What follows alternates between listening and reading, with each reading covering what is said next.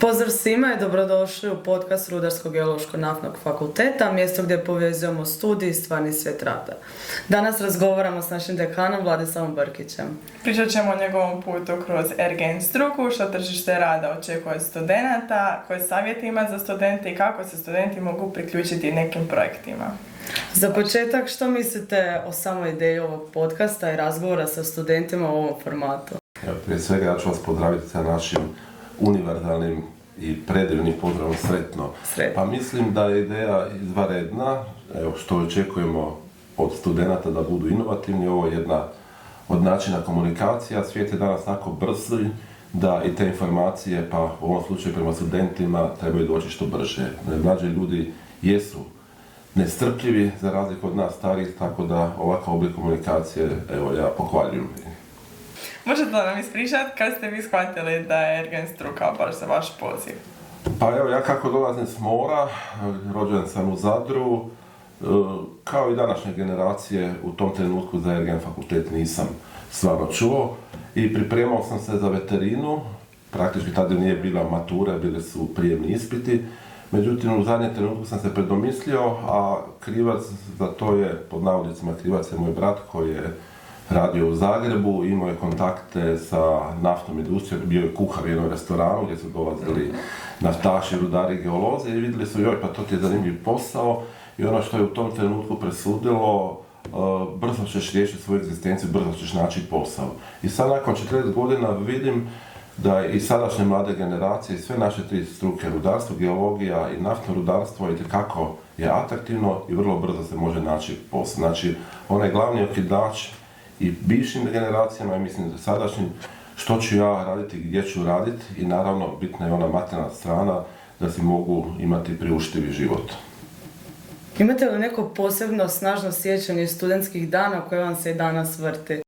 Što se tiče našeg fakulteta, studentskog života, sjećamo se onih trenutaka kad nije bilo kantine, ali na prostoru kantine je bilo svaki vikend su bili disco večeri i ono što, da, bilo je jako lijepo. Sjećam se onih predavanja gdje smo imali sa kolegama, pretežno su to bile kolegice sa PMF-a, tako da smo i na taj način se odružili, a možda mi je najupečatljiviji boravak u studentskom domu Stjepan Radić.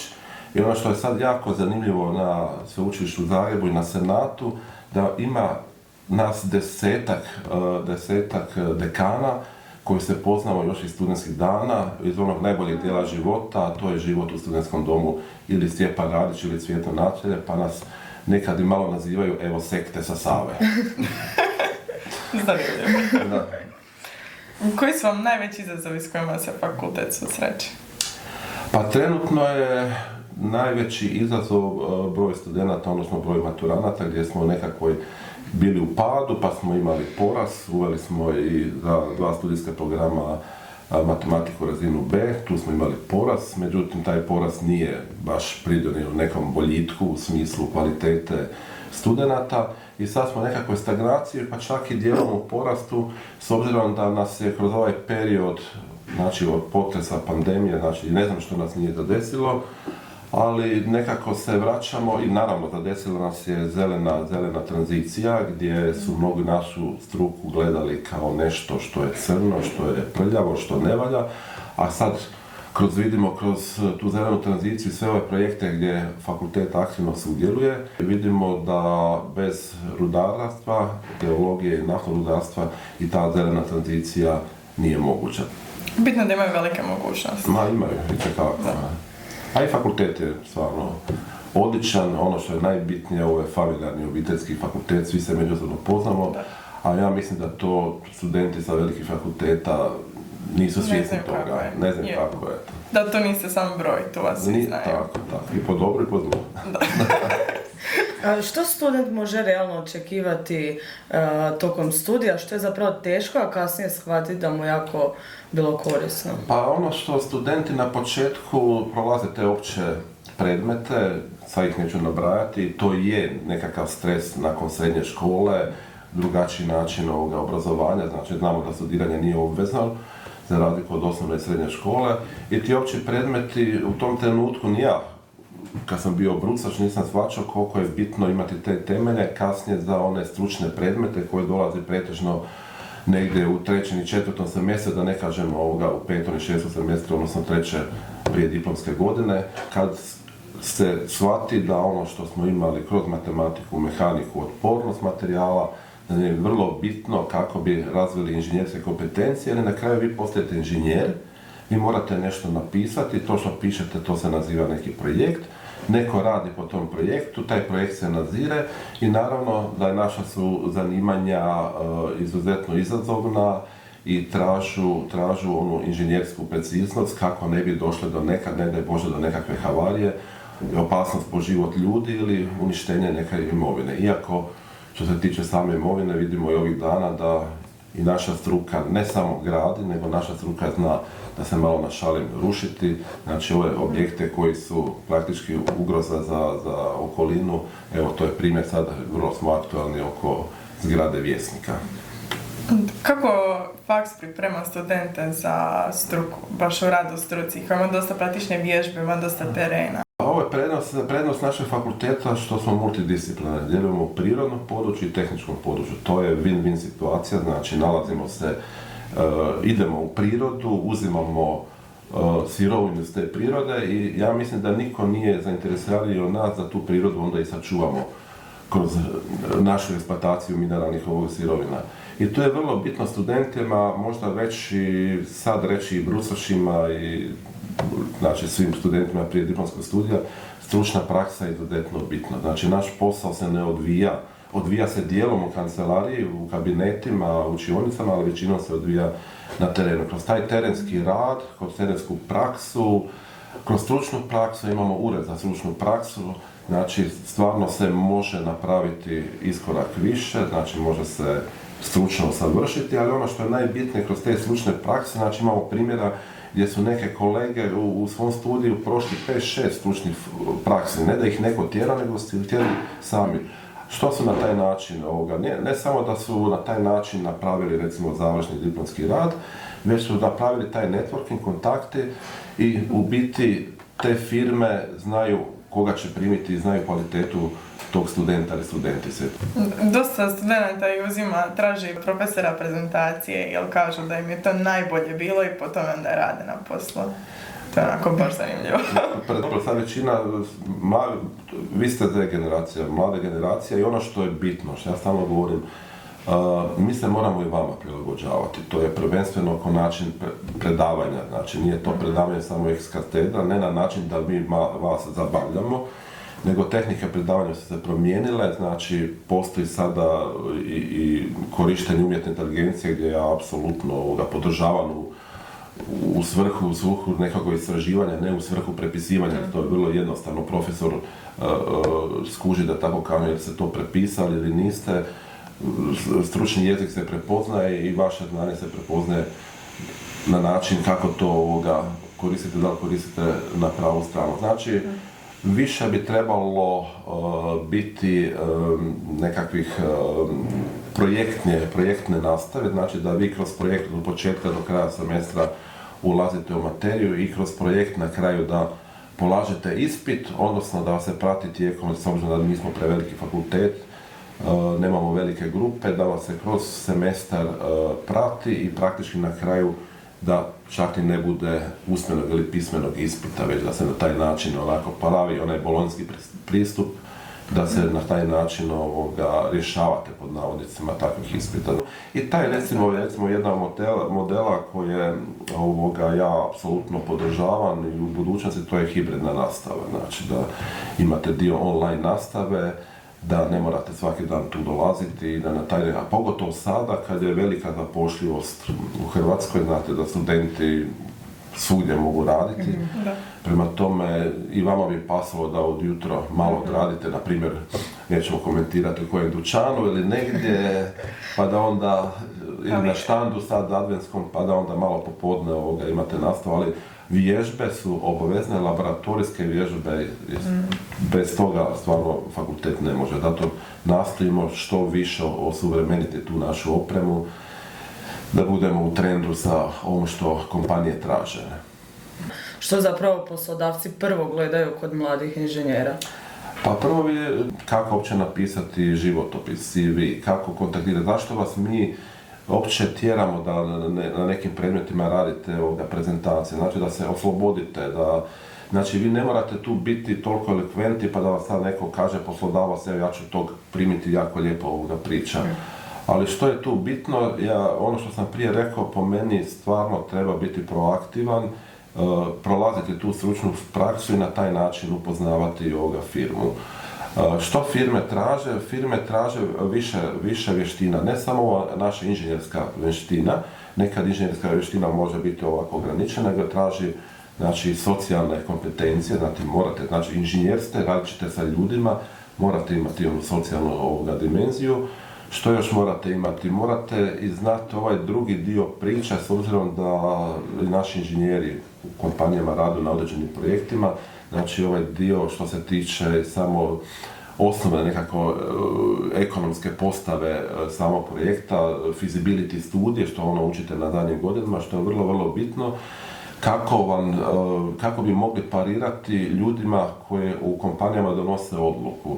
Obično odluku donose menadžeri, a menadžeri nisu tehničke struke, nego da li su ekonomisti i pravnici i dosta, to je moje iskustvo, ja sam radio preko 20 godina u industriji, donose krive odluke. Onda vi kao inženjeri morate baš ovako šakom stol lupiti i reći tako, reći tehničku istinu, pa nek oni procjene. Ne može, recimo menadžer, ja sam imao jednu primjer kad sam branio neke projekte, trebalo izbušiti plinske bušotine na Jadranu, razni inženjeri, to je onaj softver naftnog inženjerstva i geologije isto, izbušit ćemo 6 bušotina, kaže nemamo mi toliko novaca, da li možete vi 3 bušotine umjesto 6, onda mi se malo šokiramo, stanemo, onda kažemo što to znači za ležište, za polje i na kraju je bila odluka, ok, sad mi je jasno, idemo tih svih 6 bušotina i još ako budu pozitivne, top.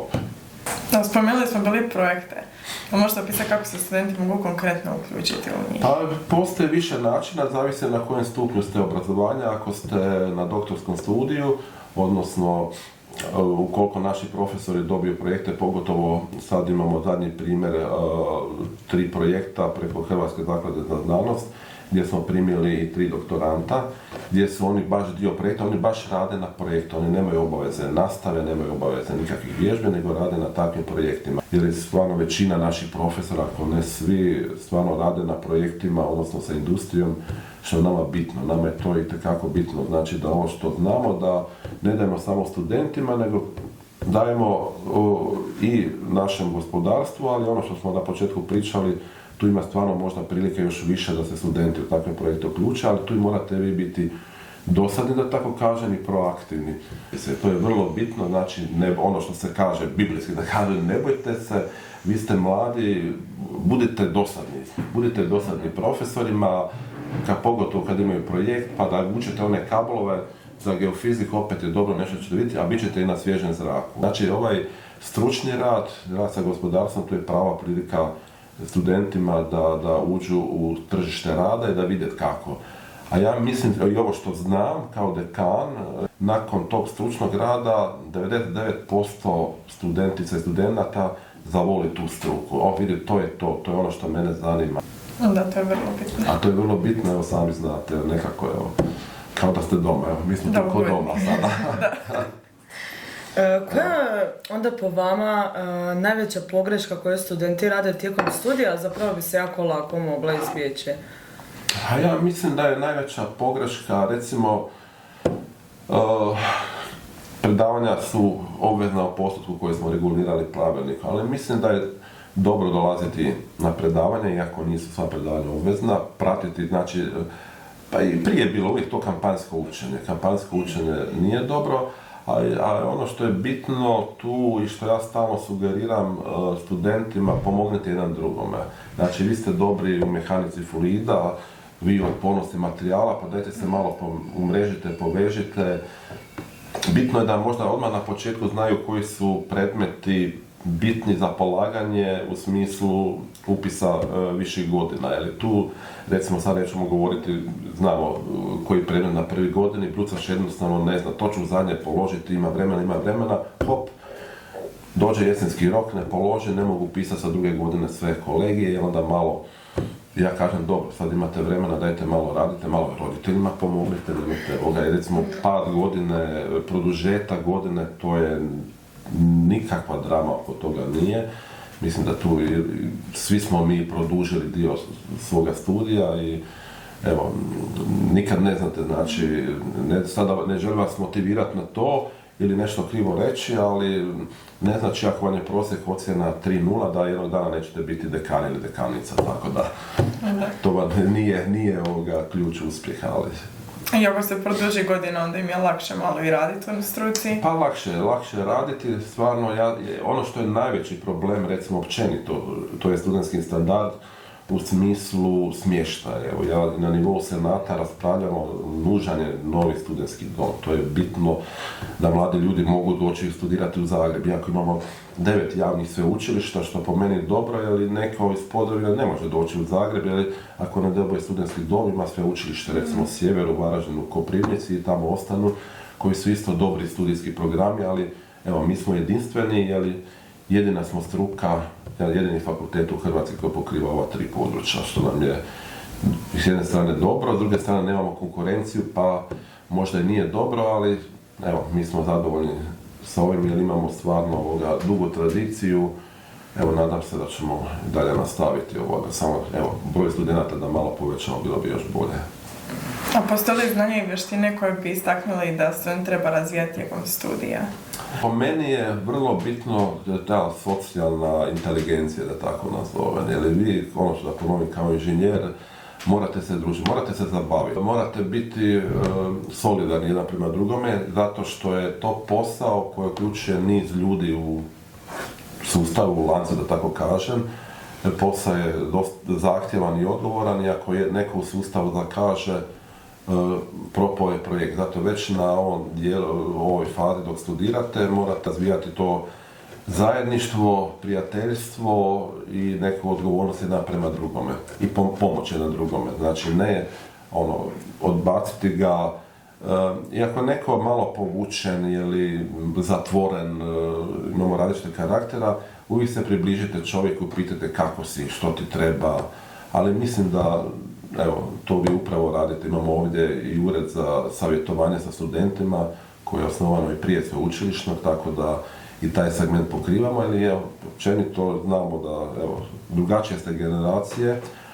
Možda što treba i što bi bilo dobro da razvijate tu samostalnost na način, sad ne znam točno podatak koliko imamo studenata iz Zagreba, ali jednostavno da se malo odmaknete od, neću reći od roditelja, ne morate bježati od njih, pogotovo sad kad su blagdani morate biti s njima, ali da se osamostalite, jer ovo je posao samo, znači vas neko pošalje na Bliski istok, pošalje vas negdje daleko da nešto, morate opstati u prirodi, morate se znači snalaziti u prirodi, prema tome posao je avanturistički, izuzetno zanimljiv i ono što je mladim ljudima, što ja pratim i što je normalno, materijalno dio je važan, nije najbitniji u životu, ali dobro plaćeni posao. Ono što sam rekao, iznad hrvatskog prosjeka su plaće i ono što je sada velika potraga za studentima, pogotovo mora naglasiti studentima rudarstva, koje čak i okolne zemlje traže, puno ljudi odlaze u mirovinu, malo studenata rudarstva upisano svake godine. Kad biste morali izdvojiti jednu stvar koja najviše povećava šanse za zapošljavanje, što bi to bilo?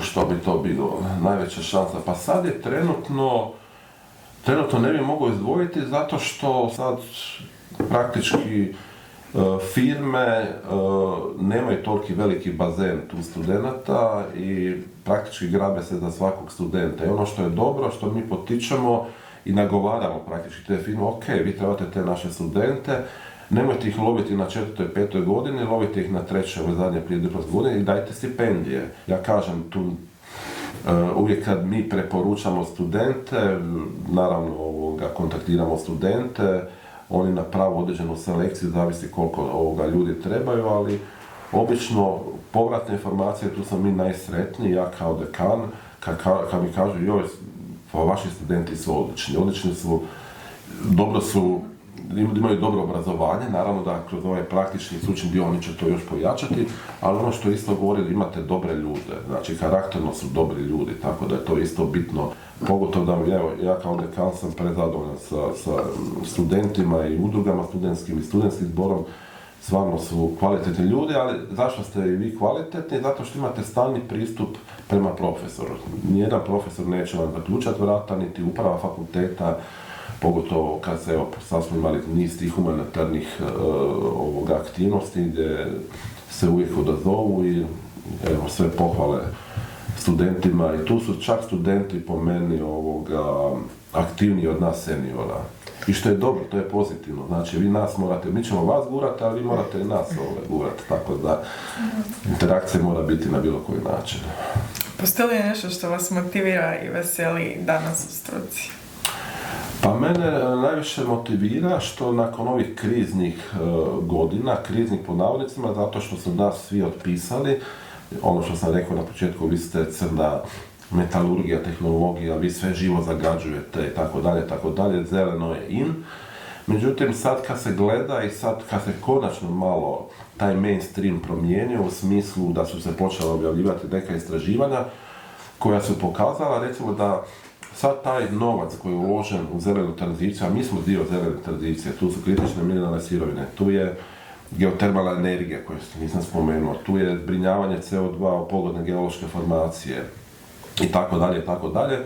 Znači, sva ta novac koji se uložio u elektrifikaciju, da se dio tog novca, ne sav, dio novaca uložio u motore sa unutrašnjim sagorevanjem, mi bi danas možda došli, da automobili bi trošili 2 do 3 litre goriva na 100 km, bilo bi manje emisije, tako dalje.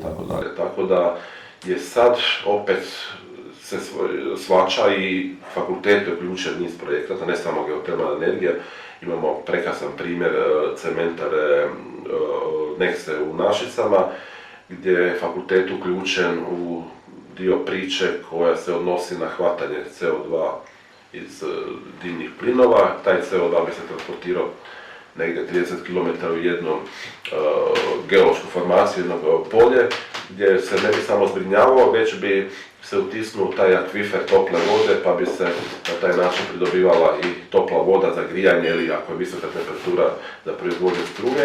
I bio bi jedan zaslužen ciklus, ne bi bilo emisije CO2 u atmosferu i ta cementara ne bi plaćala onaj fee za ispuštanje CO2 koje baš i nije tako mali. Tako da, opet, znači, bez obzira na sve, rudarstvo, geologija i naftno rudarstvo su bazične struke za zelenu tranziciju i to je svima jasno, iako sad vidimo i dalje da kompanije koje se bave istraživanjem proizvodnje ugljikovodika ili općenito mineralne sirovine, evo, sad smo uključeni u Kupresu vezano za proizvodnju magnezije i tako dalje, niko se nije odrekao ovog našeg biznisa. Znači, možemo mi pričati što god hoćemo, međutim, evo vidimo sad i u ovoj geopolitičkoj situaciji, borba i dalje oko nafta, plina, sutra će vjerojatno biti i oko vode, a tu ne smijemo ni zaboraviti i našu geologiju, odnosno hidrogeologe koje to ne samo da pronalaze vodu, nego i čuvaju tu našu vodu zagađenja. Znači, mi koje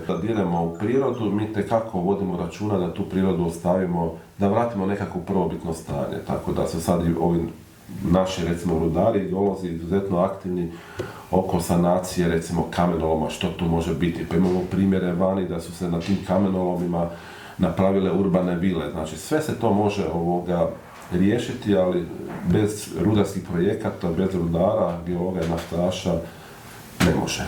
Trenutno je tako i tako će i biti.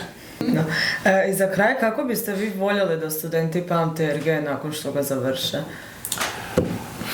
Treba ga pamtiti po svojim kolegicama i kolegama, znači po svojoj generaciji, po druženjima, jer najviše bi volio da ga pamte na način da imaju želju doći ponovo na fakultet, ne mislim samo da upišu doktorski studij. Mislim da i taj studentski život tek kasnije kad čovjek dođe u tržište rada shvati koliko je lijepa, ali tu imate druženja, tu upoznajete prve simpatije ili znači, ili u studentskom domu, ili tu, prema tome, i svi profesori vole kad im se javite opet i kad počnete jednog dana raditi, nešto ne znate riješiti ili pokušavate riješiti, uvijek ćete naći svog profesora koji će vam tu pomoći i to je to. Je to prijateljstvo, odnosno kad završite fakultet, vi niste zaboravljeni, vrata fakulteta su uvijek otvorena, kontakt sa profesorima, lijepo vidjeti nakon 10-15 godina kao ja, što sad vidim svog mentora tu po fakultetu koji je, evo, još danas tu i praktički smo kolege i prijatelji. Dekane, hvala vam puno što ste s nama podijelili svoje znanje, iskustvo i savjete, a vi, dragi gledatelji, ostanite s nama i u idućoj epizodi. Sretno! Sretno! Sretno!